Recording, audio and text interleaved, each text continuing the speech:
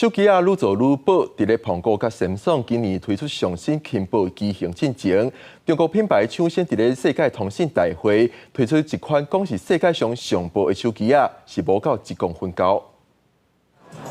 在巴塞罗那的世界通信大会顶悬，这款高度敢若5.75公里，讲是世界上薄的智慧型手机啊，是真啥人注意。民众好奇甲摕起来试，结果和家己重扣扣的手机啊比一下，确实是完全无同。